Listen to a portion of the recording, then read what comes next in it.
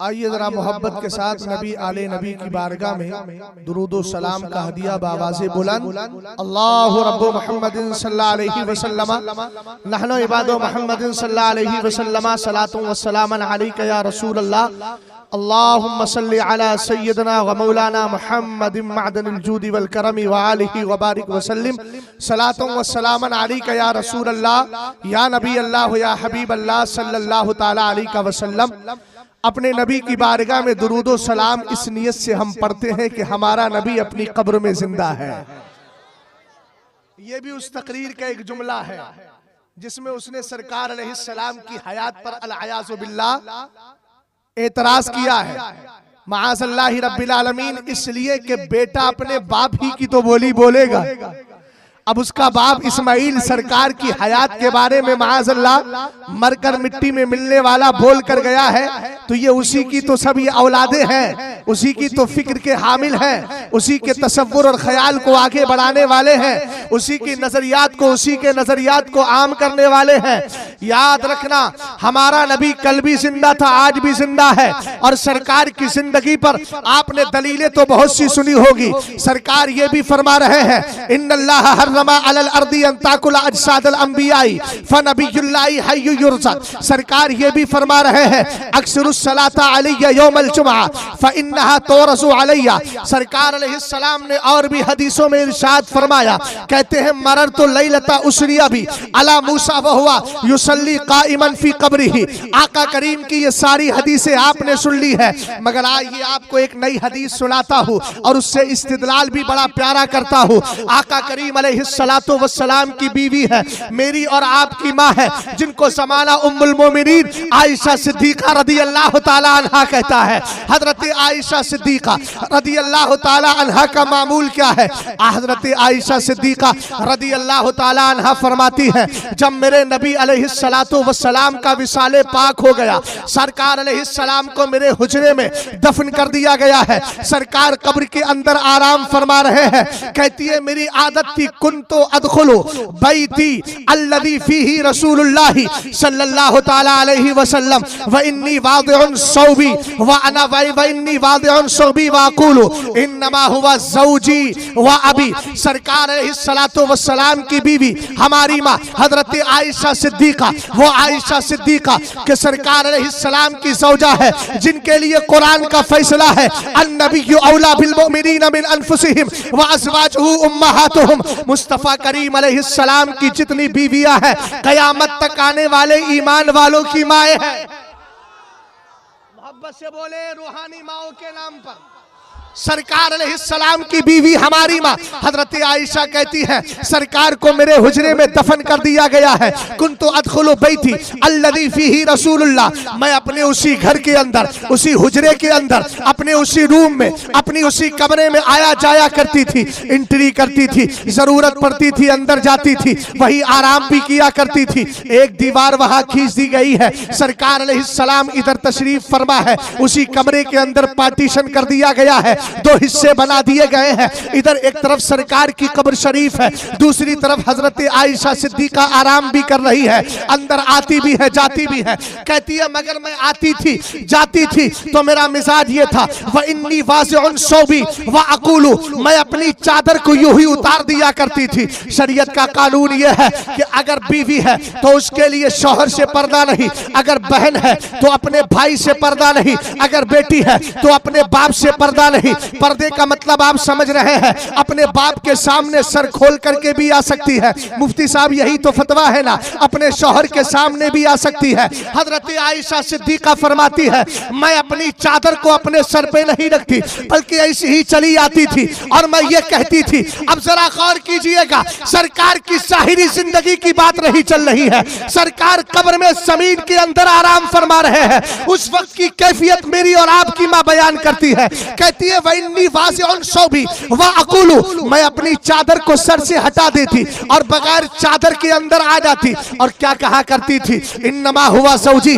मेरे कब्र में, मेरे कमरे के अंदर कब्र में आराम करने वाला कोई और नहीं है, मेरे शौहर ही तो है, मुस्तफ़ा करीम है, वह अभी और मेरे बाप हैं। हमने कहा आयशा सिद्दीका रदी अल्लाह ताला अन्हा, यहाँ तक तो बात समझ में आ गई। आपके हुजरे के अंदर सरकार को दफन किया गया, सरकार आराम कर रहे हैं। सरकार के विसाल के बाद चादर आपने सर पे नहीं ओढ़ी, यूं ही आ जा रही है। हजरत अबू बकर का इंतकाल हुआ। हजरत अबू बकर ने वसीयत की, शवाहिदुन नबुव्वा को उठाओ। मुल्ला जामी अलैहि रहमा फरमाते हैं, लोगों जब सरकार का हजरत अबू बकर का विसाल होने वाला है, फरमाया लोगों मेरे जनाजे को दूल्हा बनाना, सरकार की चौखट पे ले जाना, अस्सलातु वस्सलाम की सदाएं बुलंद करना, अंदर से आवाज आ जाए तो मुझे सरकार के हुजरे में दफन कर देना, वरना मुझे जन्नतुल बकी में आम कब्रिस्तान में दफन करना। अब सहाबा से पूछो, सदर साहब मैं तवज्जो चाहता हूँ, अब सहाबा से पूछो तुम्हारा अकीदा और नजरिया क्या है, अबू बकर की मंशा क्या है, अबू बकर की फिक्र क्या है। अबे तू अपनी मस्जिद में बैठकर, चौराहों और गलियों में बैठकर एक ऑडियो बनाने की हैसियत रखता है, मगर मैं चैलेंज के साथ कहता हूँ ये तो मुफ्ती अकबर है, मैं तो इनके मुकाबिल में असगर हूँ। एक असगर से मुकाबला करने की तेरी हैसियत रही, अकबर का दर्जा तो बहुत बुलंद है। अगर दम खम है तो कल की फ्लाइट भी कैंसिल कर सकता हूं। सुने सुने सुने सुनियो, हम खाली दावे नहीं करते, हमारी माओ ने हमें दूध पिलाया है तो शरीयत की हिफाजत के लिए पिलाया। हमने मदरसों में बैठकर काल अल्लाह और काल रसूल की बातें करेंगे मस्जिद से।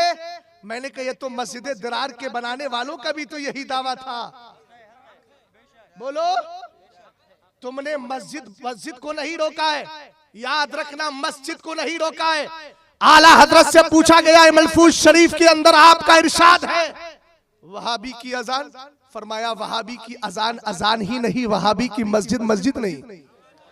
तुमने मस्जिद को नहीं रोका है, तुमने फितने के गढ़ को रोक लिया है जहां से वहाबियत फैल सकती थी। मैं डंके की चोट पे कह रहा हूं, कोई भी ऐसा दुनिया का माई का लाल आए और वहाबी के अकीदे को सामने रखे, तक़वियतुल ईमान को सामने रखे, नवाब सिद्दीक हसन भूपाली की किताब को सामने रखे, इब्ने क़य्यिम की किताब को सामने रखे, इब्ने तैमिया की किताब को सामने रखे, अपने इनके बड़े बाप मोहम्मद इब्ने अब्दुल वहाब मिस्री की किताब तौहीद को सामने रखे, और इससे भी ऊंचे बाप ज़ुल्खुवैसरा तमीमी की फिक्र को सामने रखे, फिर इनकी मस्जिद को मस्जिद साबित करके दिखाए। पूरी जिंदगी गुलामी करने के लिए तैयार हूं, और जब मस्जिद साबित नहीं कर सकते तो मान लो हमारे सुन्नी उलमा ने किसी मस्जिद को नहीं रोका है, गुमराहियत के अड्डे को रोककर तुम्हारे बच्चों पर एहसान किया है, और तुम्हारी आने वाली नस्लों को सरकार का सच्चा आशिक बनाने के लिए ताउन और मदद की है।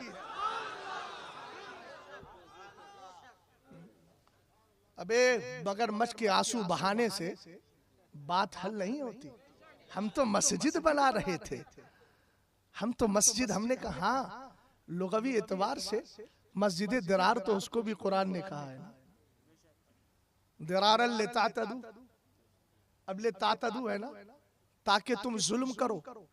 तो ये जुल्म कौन सा था? सरकार न समझ पाए, अल-आयाज़ु बिल्लाह, कुरान न समझा।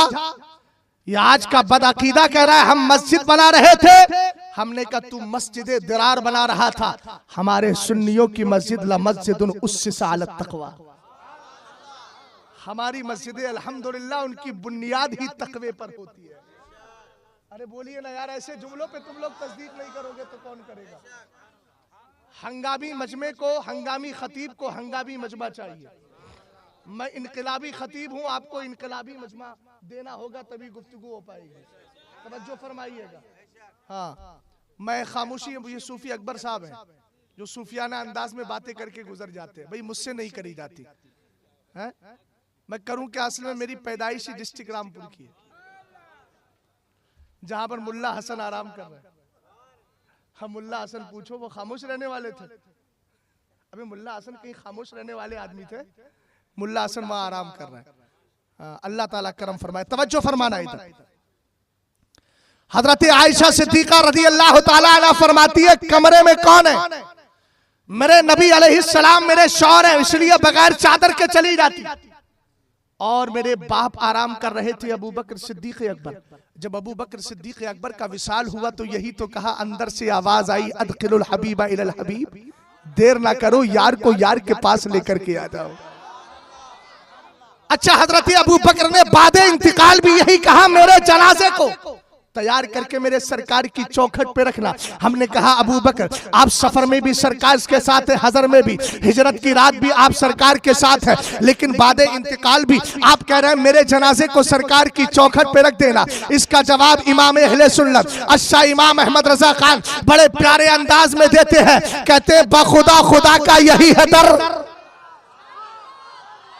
तवज्जो इधर, बाखुदा खुदा का यही है दर, नहीं और कोई मफर मकर जो वहां पे हो, यहीं आके हो, जो यहां नहीं तो।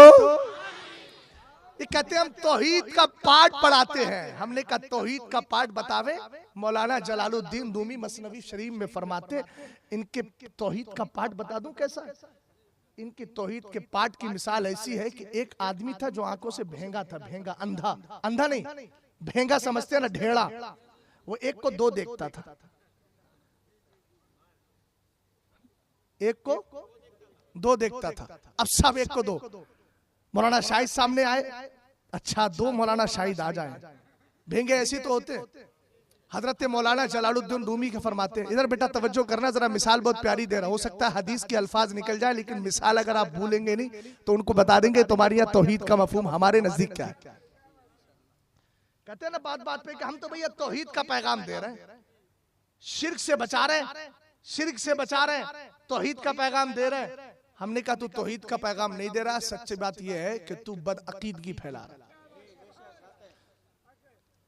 तवज्जो फरमाइएगा, हजरत मौलाना जलालुद्दीन रूमी फरमाते, एक दिन उस भेंगे के उस्ताद ने कहा बेटा आईना लेकर के आ, अपनी शक्ल देखूं। ये अंदर गया, इसने देखा तो ढेड़ा था ना, तो उसको दो आईने नजर आए, एक तरफ दाईं तरफ और बाईं तरफ। अब ये कहने लगा, उस्ताद के पास आया, यार बाअदब हूं, लाओ पहले हजरत से मालूम कर लो, हजरत दाईं जानिब राइट हैंड चाहिए या आपको लेफ्ट वाला चाहिए। अब हजरत उनके उस्ताद गिरामी जो थे वो बहुत समझदार थे, जलाल में आए, कहने लगे पागल आज तक एक ही मेरे पास आईना था, ये बाकी दो आईने कैसे बता रहा है। अरे भाई मेरे घर के अंदर एक आईना मैं खरीद के लाने वाला, तो मुझे पता होगा कि दो आईने हैं कि तीन आईने हैं कि एक आईना है, हमें आईना तो एक ही रखा था। मगर ये कहने लगा हजरत राइट हैंड या लेफ्ट का लेकर के आओ। ये जलाल में आए, फरमाया एक तरफ का उठा के लेके आ जा और दूसरी तरफ का ला करके तोड़ दे। इसने पत्थर उठाया और उठा करके इसने उसको मार दिया, आईने को मारा तो उसी तरफ इत्तिफाक से पत्थर पड़ा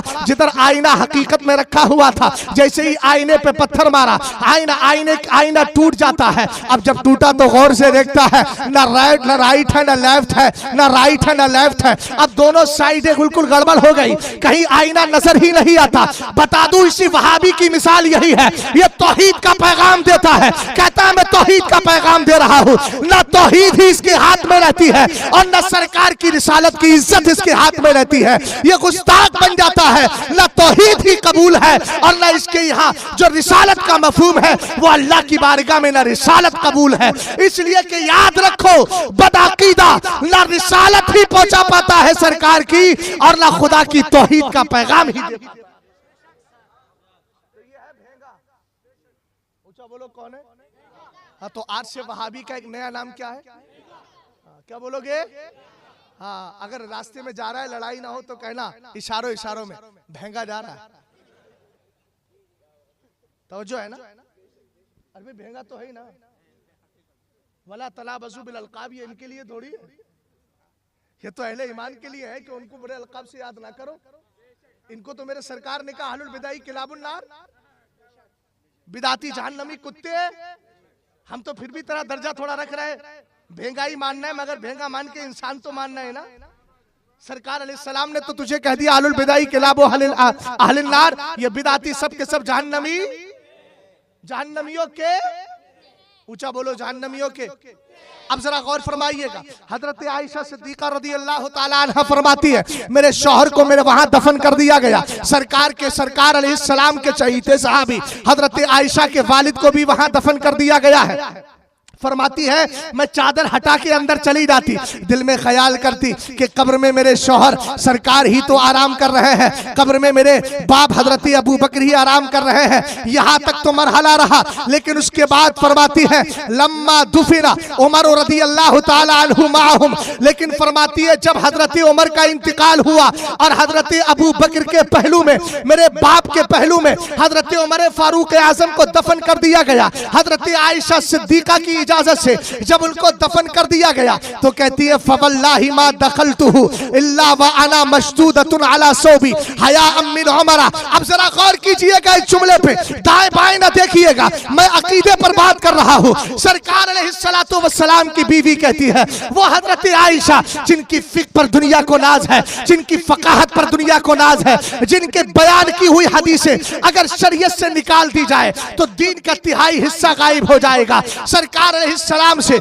आपने वो हदीसें ज्यादा रिवायत की है जो मियाँ और बीवी के मसाइल को हल करती है, तलाक के मसाइल को हल करती है, अंदरूनी हालात को हल करती है। यही हजरत आयशा सिद्दीका रज़ी अल्लाह ताला अन्हा है। आप फरमाती है लोगों जब अबू बकर सिद्दीक अकबर के बाद उमर फारूक आजम का इंतकाल होता है, मेरे कमरे में उनको दफन कर दिया जाता है। पहले बगैर चादर के चली जाती थी, लेकिन कहती है खुदा की कसम मैं उसके बाद कभी बगैर चादर डाले नहीं गई। जब भी जाती थी अपनी चादर डालकर अपना चेहरा छुपा के जाती थी। हमने कहा ए आयशा सिद्दीका पहले जाती थी बाप थे, पहले जाती थी शौहर थे, लेकिन आज उमर आ गए तो आप अपने चेहरे को छुपा क्यों रही है? फरमाती है हया मिन उमरा, इसलिए कि मुझे उमर से शर्म आया करती है। यार बोलो। अच्छा एक बात बताओ, अगर सरकार अलैहिस्सलाम माज़अल्लाह और अबू बकर सिद्दीक अकबर हजरत उमर दुनिया से तशरीफ ले गए और इनके अकीदे के मुताबिक माज़अल्लाह वो मर गए और माज़अल्लाह मरकर मिट्टी में मिल गए, तो फिर हया का क्या मतलब है? मौलाना शाहिद साहब जा रहे थे, मोहल्ले की बच्चियों ने देखा कि हजरत जा रहे हैं, फौरन अपने चेहरे पर नकाब डाल दिया। क्यों? मौलाना शाहिद को मुर्दा समझ के? अरे नहीं समझ पाए आप। अरे बोलो किस लिए? जिंदा है, जिंदा, ये जिंदा है, जिंदा मानकर तो हया की। इसका मतलब यह है कि हजरत आयशा सिद्दीका का अकीदा भी यही है, उमर भी जिंदा है, अबू बकर भी जिंदा है, मुस्तफा भी जिंदा है। अब लगा फतवा इस पर, अगर हिम्मत है तो इस हदीस का जवाब दे। और उम्मुल मोमिनीन आयशा सिद्दीका रज़ी अल्लाह ताला अन्हा का इस्तिदलाल है, आपने इसी से तो दलील पकड़ी हया मिन उमरा, मुझे उमर से शर्म आती है।